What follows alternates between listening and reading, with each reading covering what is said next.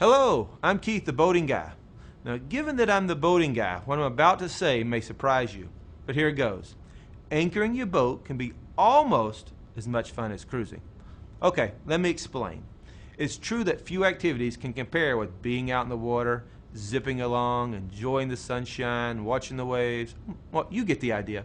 But let's say you stop to go swimming, or fishing, relax, or just hang out in a quiet cove with your friends and family. Now that's when anchoring can be fun. The truth is, the ability to anchor your boat securely is a necessary boating skill. Anchoring can help you control your boat in bad weather or keep your boat secure if the engine has quit or the wind and the currents are pushing you around or towards shore. Anchors are made to burrow into the bottom, and if an anchor is set right, the more your boat pulls on the anchor, the harder the anchor digs into the bottom. Choosing the right anchor has more to do with what's under the water than the type of boat that you have. For instance, some work best in sandy bottoms, while others are made for grassy or muddy riverbeds. Let's take a look at some popular anchors and see where to use them. Pivoting steel Fluke anchors are made to work in mud and sand. They are perhaps the most common of all anchors available. The pivoting steel Fluke anchor has two steel points that pivot and dig into the bottom. Now, Plow and claw anchors are similar to pivoting steel Fluke anchors, except the pointy part is actually stationary. These are good for holding your boat in rocks and weeds and even sand also. Grapnel anchors, they look like a big grappling hook. They're used with small boats when the water conditions are very mild.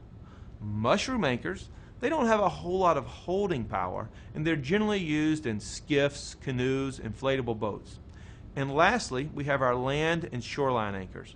They're used when we want to secure our boat to the beach. Of course, to talk about anchoring, we need to learn the lingo. The anchor rod is the line. Line being the nautical term for rope that attaches the anchor to the boat. Now, scope is the term for the amount of rod you have when you're actually anchoring. An anchor rod is made up of a long length of line. I recommend nylon. It's strong, it stretches under load, and it lasts a long time. You should have several feet of chain, a couple of shackles to fasten the line, the chain, and the anchor all together. How do you know how much rod you need? Well, it's simple math. A good rule of thumb is to have an anchor rod equal to 5 to 8 times the depth of the water.